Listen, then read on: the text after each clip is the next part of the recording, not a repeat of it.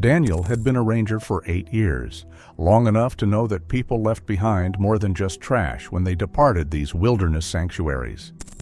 He'd found everything from expensive camping gear to family heirlooms, most of it claimed within weeks by grateful owners.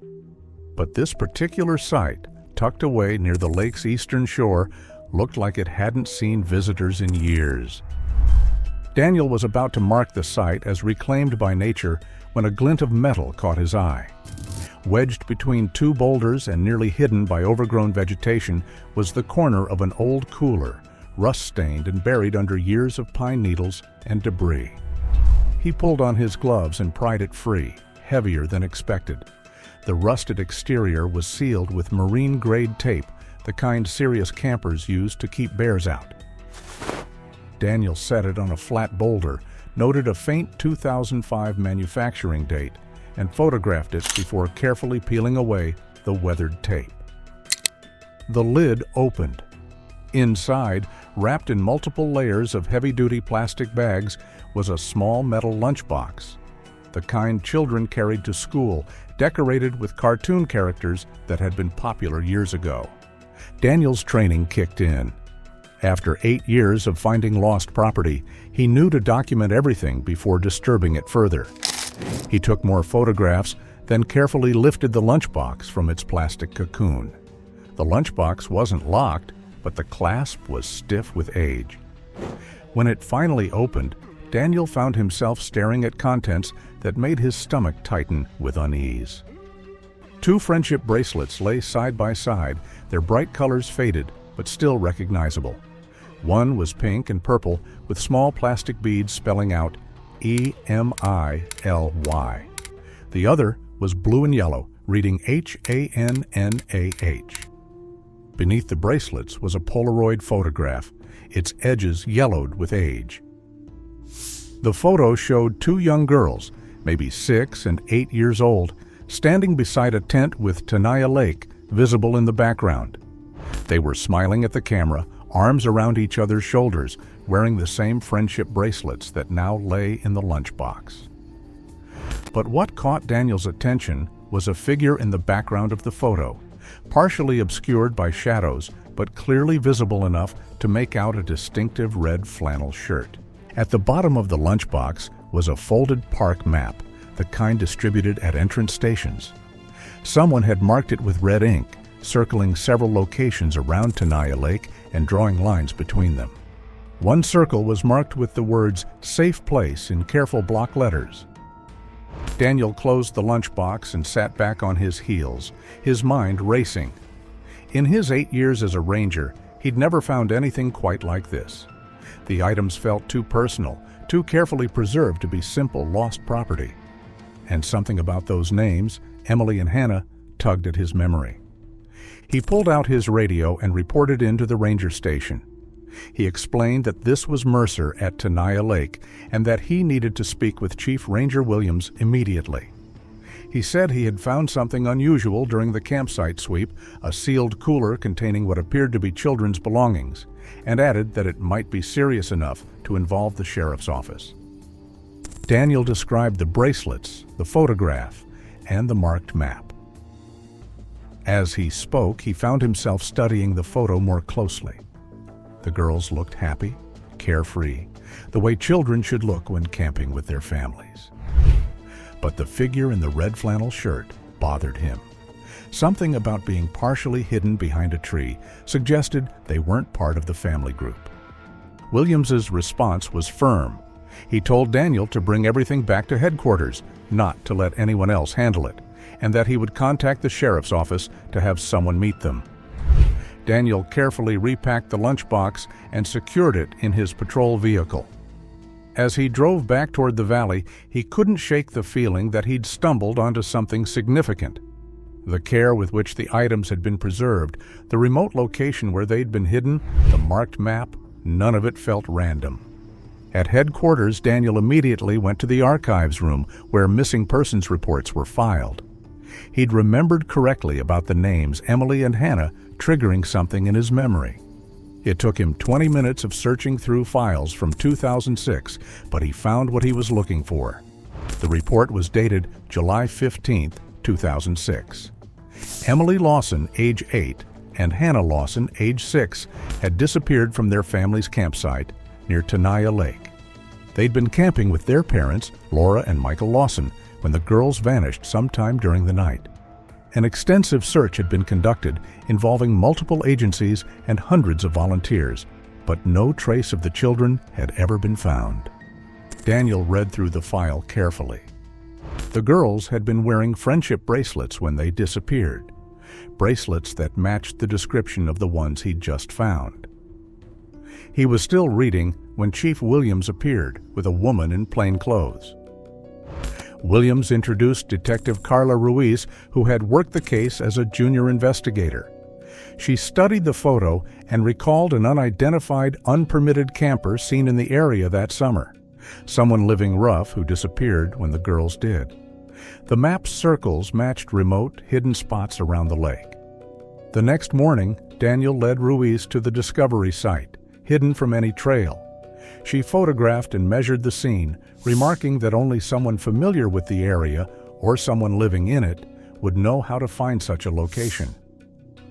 After a long look at the lake, she concluded it was time to speak with the Lawson family. The drive to Modesto took 2 hours, winding down from the high country through foothills dotted with oak trees.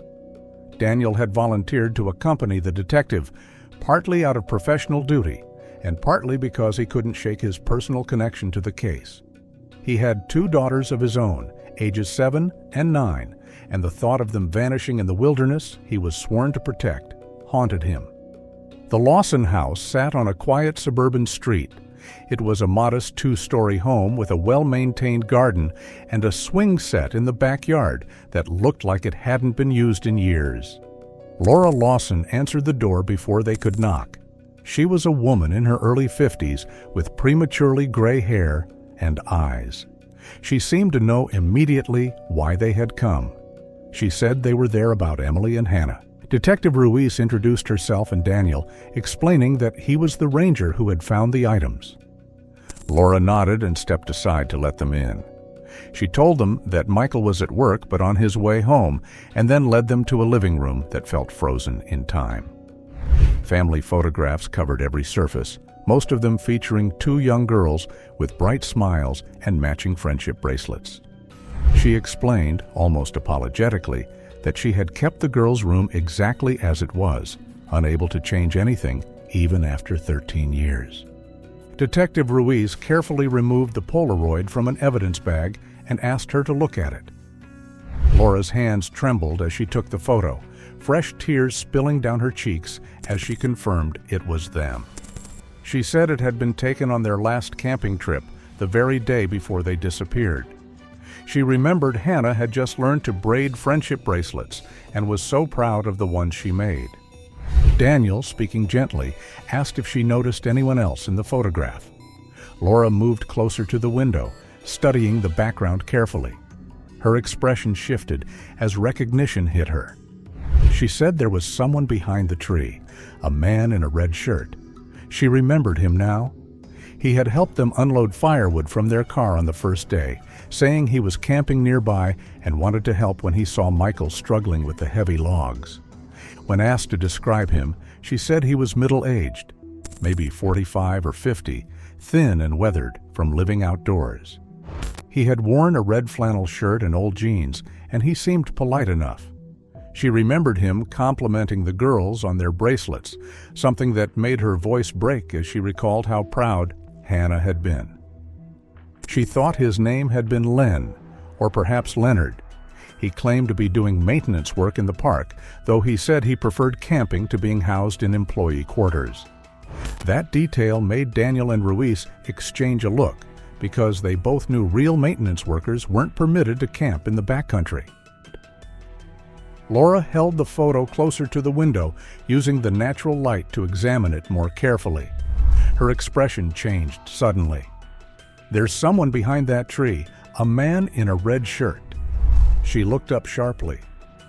"I remember him now. He helped us unload firewood from our car that first day. He said he was camping nearby and offered to help when he saw Michael struggling with the heavy logs. Detective Ruiz leaned forward. Can you describe him? Middle-aged, maybe 45 or 50. Thin build, kind of weathered looking, like he spent a lot of time outdoors. He was wearing that red flannel shirt and old jeans. He seemed nice enough, very polite. He complimented the girls on their bracelets. Laura's voice caught. Hannah was so proud of those bracelets. She showed them to everyone. Did he tell you his name? Detective Ruiz asked. Laura thought for a moment. He said his name was Len, I think, or maybe Leonard. He mentioned he was doing some maintenance work in the park, but he was camping because he liked being close to nature. Daniel and Detective Ruiz exchanged glances. Park maintenance workers were required to stay in designated employee housing, not camp in the wilderness. Mrs. Lawson, Detective Ruiz continued, did you see this man again after that first day? I saw him around the campground a few times. He always waved and asked how the girls were doing, the night they disappeared. Laura paused, struggling with the memory. The night they disappeared, Michael and I had gone to sleep around 10 o'clock. The girls were in their tent right next to ours. When we woke up the next morning, they were gone. Their sleeping bags were still there, but they were gone. She stood up abruptly and walked to the mantelpiece, picking up a framed photo of the family at Yosemite. The search teams found no trace of them. It was like they just vanished into thin air. But now, knowing that someone was watching them, someone who knew about their bracelets, she turned back to face them. Do you think this man took my daughters? We don't know yet, Detective Ruiz said honestly. But we're going to find out. Mrs. Lawson, I need to ask you to look at the map that was found with the photograph. Can you identify any of these marked locations? Laura studied the map with its red ink circles and connecting lines. This circle here, near the eastern shore of the lake, that's close to where we were camped. And this one. She pointed to another marking. This looks like it might be near Eagle Rock. We hiked there with the girls the day before they disappeared. It's a beautiful spot with a view of the entire lake. Eagle Rock was in one of the most remote areas of the park, accessible only by a difficult trail that most casual hikers avoided. If someone had taken the girls there, it would explain why the massive search operation had found no trace of them. The front door opened and a man in his 50s entered, still wearing a work shirt with Modesto Auto Repair embroidered on the pocket. This was clearly Michael Lawson, and the years of grief had aged him as much as they had his wife. Any news? He asked immediately, his eyes moving between the detective and the ranger. Laura quickly brought him up to speed, while Detective Ruiz showed him the evidence. Michael's reaction to the photograph was immediate and visceral. That's the guy, he said, pointing to the figure in the red flannel shirt. I remember him now. He was too interested in the girls, asking too many questions about where we lived, how long we were staying, whether we camped there often. Michael's jaw tightened. I should have trusted my instincts. Something felt off about him, but I told myself I was being paranoid. Mr. Lawson, Daniel said, you mentioned he asked about how long you were staying. Do you remember what you told him? We were planning to stay for a week. I told him we came to Yosemite every summer, same time, same general area. The girls loved it there. Michael's voice broke slightly. I gave him our whole routine. I might as well have drawn him a map. Detective Ruiz made notes as they talked. I'm going to need you both to come to the station tomorrow to give formal statements. In the meantime, I want you to think about anything else you might remember about this man. Any detail, no matter how small, could be important. As they prepared to leave, a hiker had reported finding an abandoned campsite near Eagle Rock with evidence of recent habitation, cooking equipment, tarps, personal belongings. But when rangers went to investigate a week later, everything was gone. Daniel studied the report and noted that Eagle Rock was one of the locations marked on the map found in the lunchbox. He said they needed to get up there and take a look. Ruiz agreed, but added that she first wanted to run Pike's name through the system to see what else they could uncover. They spent the morning making calls and running database searches. Leonard Pike had a thin but troubling record. Born in 1958 in rural Oregon, he had worked various seasonal jobs throughout the western states: Forest Service, park maintenance, construction. He had been arrested twice for trespassing on private property and once for disturbing the peace, but there was nothing violent on his record. Ruiz observed that Pike was a drifter, the kind of person who moved from job to job, place to place, never staying long enough to form real connections or attract attention. Daniel added that it was the perfect cover for someone who didn't want to be found. By noon, they were hiking the steep trail toward Eagle Rock. The path was challenging even for experienced hikers, winding through dense forest and over granite slabs that required careful footing. Daniel commented that if Pike had brought the girls up there, he would have had to carry them part of the way. Ruiz nodded grimly and added that the alternative was that they had been unconscious. The trail leveled out as they approached Eagle Rock, a massive granite formation that offered spectacular views of Tenaya Lake far below. But they weren't there for the scenery. Daniel led the way to a cluster of pine trees about 100 yards from the main viewpoint. According to the 2006 incident report, the abandoned campsite had been somewhere in that area. They spread out and began searching methodically. Years of weather and forest growth had obscured most traces of human habitation, but Ruiz's trained eye caught something the original investigators had missed. She called Daniel over to where she was kneeling beside a fallen log, brushing away pine needles and debris. Underneath, partially buried in the forest floor, was a piece of blue fabric. She said it looked like it might be from a sleeping bag and carefully extracted it with tweezers before placing it in an evidence bag. They continued searching in expanding circles around the fabric discovery. Daniel found the rusted remains of a small camping stove wedged between two rocks. Ruiz discovered what appeared to be the metal frame of a collapsed shelter, nearly invisible under years of accumulated forest debris. Daniel observed that someone had definitely lived there for an extended period, not just on a temporary basis. Ruiz photographed the stove and noted that it had a serial number. If they could trace the purchase, it might give them something more concrete. They spent another hour documenting the site before carefully making their way back down the trail. The fabric and stove were sent to the state crime lab for analysis, while Ruiz began the process of tracing the stove's serial number. The breakthrough came 2 days later. The camping stove had been purchased at a sporting goods store in Fresno in March 2005 by Leonard Pike, using a credit card that matched his employment records. Ruiz called Daniel to tell him the news. They had Pike connected to the site, but she added that they needed more and that she was going to contact the FBI's cold case unit. This was starting to look bigger than just Emily and Hannah. The FBI involvement brought resources that the local investigation had lacked. Within a week, agents had tracked Pike's movements after he left Yosemite in 2006. He had worked briefly at a lumber mill in Oregon, then disappeared again. His trail went cold until 2008, when he was arrested for trespassing in Olympic National Forest in Washington.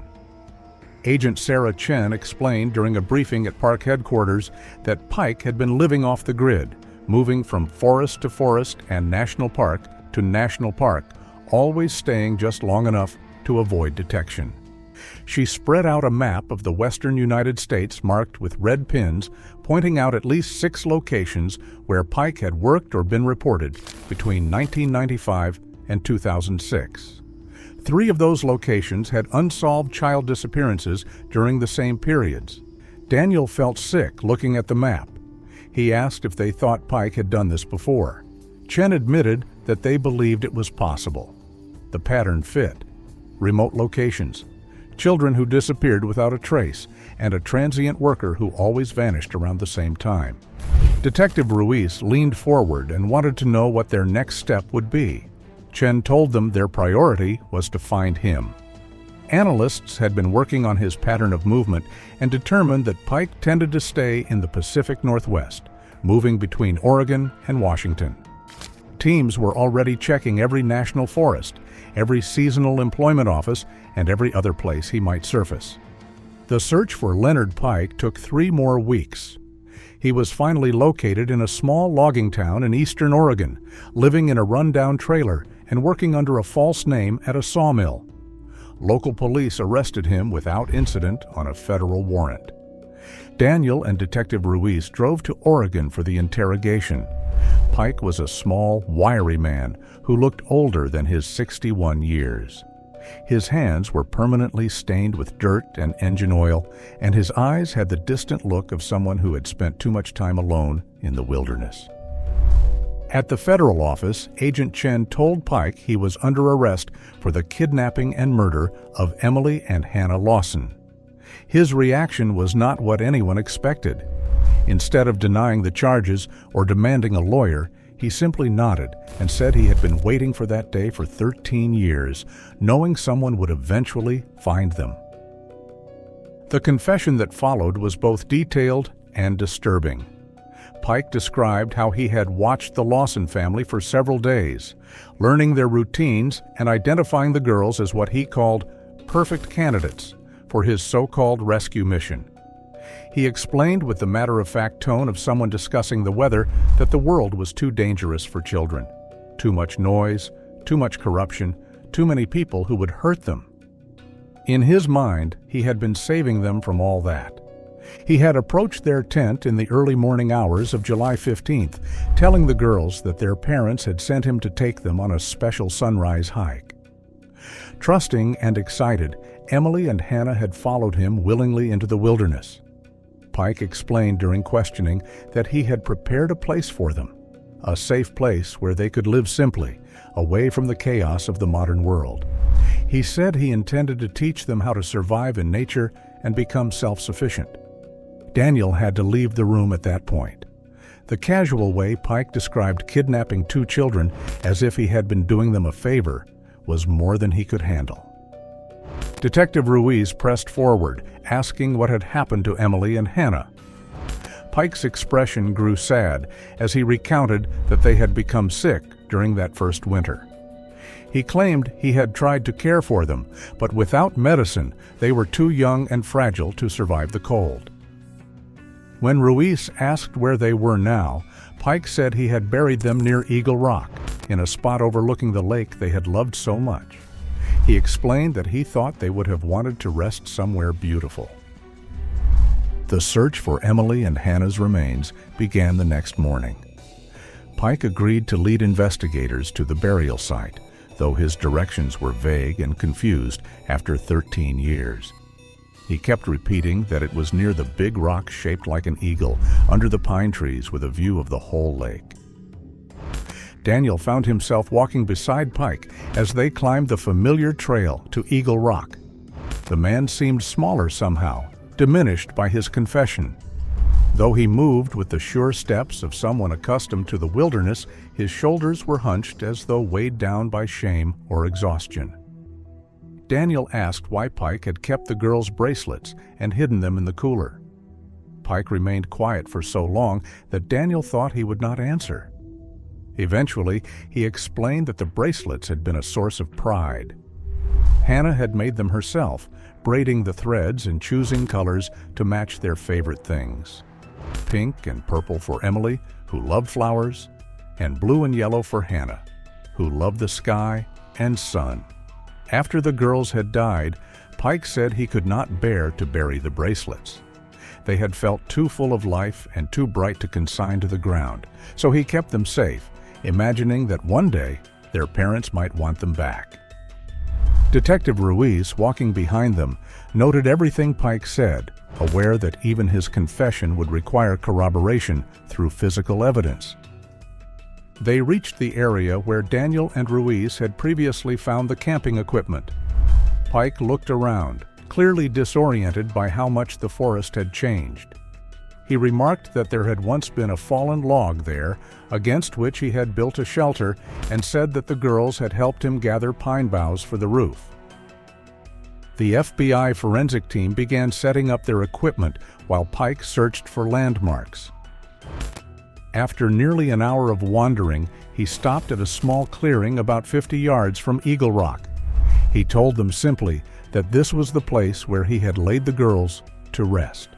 The forensic specialists worked with painstaking care, using ground-penetrating radar and delicate excavation. Daniel stood back, his thoughts turning to Laura and Michael Lawson, who were waiting at home for news. It took most of the day, but eventually the team uncovered what they had been looking for. 2 small sets of remains, wrapped in deteriorated wool blankets and buried in a shallow grave beneath a pine tree. Dr. Martinez, the forensic anthropologist, confirmed what was already apparent. Based on the size and development of the bones, she explained, the remains were consistent with children aged approximately 6 and 8 years old.